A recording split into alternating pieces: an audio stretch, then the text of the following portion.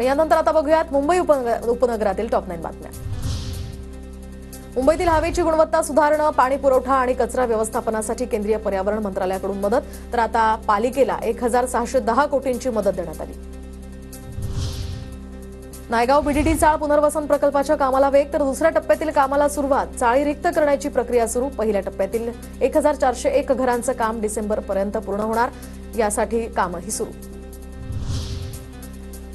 मुंबईमध्ये अग्निशमन दलाच्या 7 नवीन केंद्रांपैकी कांदिवली कांजूर मार्गमधील केंद्र बांधून तयार, तर सांताक्रूज, चेंबूर, अंधेरी आणि सागरी किनारा मार्गालगत 2 केंद्र बांधण्यात येणार।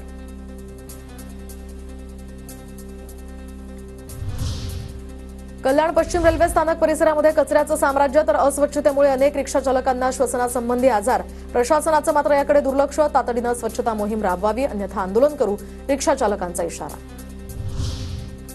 नवी मुंबईमध्ये आजपासून कंत्राटी कामगारांचा संप, तर महापालिका हद्दीमध्ये साफसफाई, आरोग्य, उद्यान, पाणी पुरवठा या विभागातील कर्मचाऱ्यांकडून विविध मागण्यांसाठी संपाचं हत्यार।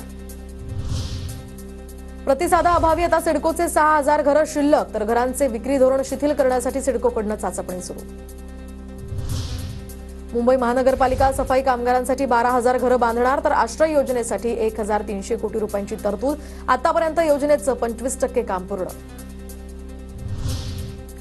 मध्य रेल्वेकडून रोहा यार्डमधील पायाभूत सुविधांसाठी आता मंगळवारी ब्लॉक, तर कोकणातील रेल्वे गाड्यांच्या वेळापत्रकावर याचा परिणाम होणार। रोहा अप आणि डाऊन मार्गावर सकाळी 11 वाजेपासून पावणे 4 वाजेपर्यंत ब्लॉक असणार। Rotary club of Dombivli east तर्फे रन टू केअर मॅरेथॉनचं आयोजन, तर आता नागरिकांचा यामध्ये उत्स्फूर्त सहभाग। आरोग्य, जनजागृती आणि मदतीचा संदेश देण्यासाठी या उपक्रमाचं आयोजन।